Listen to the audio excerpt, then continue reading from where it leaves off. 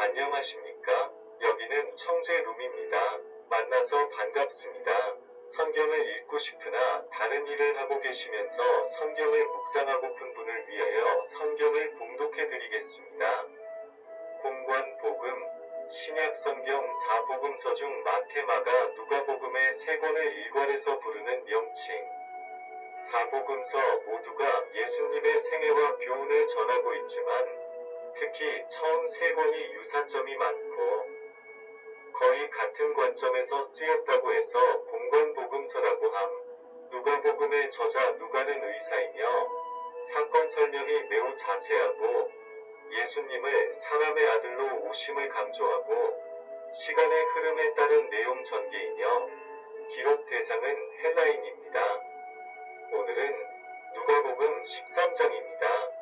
바로 그때에 몇몇 사람이 와서 빌라도가 갈릴리 사람들을 학살해서 그 피를 그들이 바치려던 희생제물에 섞었다는 사실을 예수께 일러드렸다. 예수께서 그들에게 대답하셨다. 이 갈릴리 사람들이 이런 변을 당했다고 해서 다른 모든 갈릴리 사람보다 더 큰 죄인이라고 생각하느냐? 그렇지 않다. 내가 너희에게 말한다. 너희도 회개하지 않으면 모두 그렇게 망할 것이다. 또 실로암에 있는 탑이 무너져서 치여 죽은 18사람은 예루살렘에 사는 다른 모든 사람보다 더 많이 죄를 지은 사람이라고 생각하느냐? 그렇지 않다. 내가 너희에게 말한다. 너희도 회개하지 않으면 모두 그렇게 망할 것이다.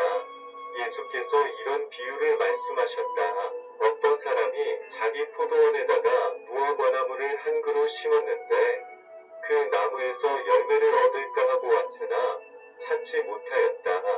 그래서 그는 포도원지기에게 말하였다. 보아라, 내가 새해나 이 무화과나무에서 열매를 얻을까 하고 왔으나 열매를 본 적이 없다. 찍어버려라. 무엇 때문에 땅만 버리게 하겠느냐? 그러자 포도원지기가 그에게 말하였다. 주인님, 올해만 그냥 두십시오. 그동안에 내가 그 둘레를 파고 거름을 주겠습니다. 그렇게 하면 다음 철에 열매를 맺을지도 모릅니다. 그때에 가서도 열매를 맺지 못하면 찍어버리십시오. 예수께서 안식일에 회당에서 가르치고 계셨다. 그런데 거기에 18해 동안이나 병마에 시달리고 있는 여자가 있었는데 그는 허리가 굽어 있어서 몸을 조금도 펼 수가 없었다. 예수께서 이 여자를 보시고 가까이 불러서 말씀하시기를 여자야, 너는 병에서 풀려난다 하시고 그 여자에게 손을 얹으셨다. 그러자 그 여자는 곧 허리를 펴고 하나님께 영광을 돌렸다. 그런데 회당장은 예수께서 안식일에 병을 고치신 것에 분개하여 무리에게 말하였다.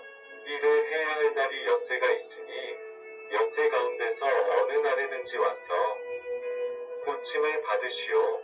그러나 안식일에는 그렇게 하지 마시오. 주님께서 그렇게 대답하셨다. 너희 위선자들아, 너희는 저마다 안식일에도 소나 나귀를 외양간에서 풀어내어 끌고 나가서 물을 먹이지 않느냐? 그렇다면 아브라함의 딸인 이 여자가 18해 동안이나 사탄에게 매여 있었으니 안식일에라도 이 매임을 풀어줘야 하지 않겠느냐? 예수께서 이 말씀을 하시니 그를 반대하던 사람들은 모두 부끄러워하였고 우리는 모두 예수께서 하신 모든 영광스러운 일을 두고 기뻐하였다. 예수께서 말씀하셨다. 하나님 나라는 무엇과 같은가? 그것을 무엇에다 비길까? 그것은 겨자씨의 다음 경우와 같다. 어떤 사람이 겨자씨를 가져다가 자기 정원에 심었더니 자라서 나무가 되어 공중의 새들이 그 가지에 깃들였다. 예수께서 다시 말씀하셨다. 하나님 나라를 무엇에다가 비길까? 그것은 누룩의 다음 경우와 같다. 어떤 여자가 누룩을 가져다가 가루 서말 속에 섞어 넣었더니 마침내 온통 부풀어 올랐다. 예수께서 여러 성읍과 마을에 들르셔서 가르치시면서 예루살렘으로 여행하셨다. 그런데 어떤 사람이 예수께 물었다. 주님, 구원받을 사람은 적습니까? 예수께서 그들에게 대답하셨다. 너희는 좁은 문으로 들어가기를 힘써라. 내가 너희에게 말한다. 들어가려고 해도 들어가지 못하는 사람이 많을 것이다. 집주인이 일어나서 문을 닫아버리면 너희가 밖에서 문을 두드리면서 주인님, 문을 열어주십시오 하고 졸라도 주인은 너희가 어디에서 왔는지 나는 모른다 하고 대답할 것이다. 그때 너희가 말하기를 우리는 주인님 앞에서 먹고 마셨으며 주인님은 우리를 길거리에서 가르치셨습니다 할 터이나 주인이 너희에게 말하기를 나는 너희가 어디에서 왔는지 모른다. 불의를 일삼는 자들아 모두 내게서 물러가거라 할 것이다.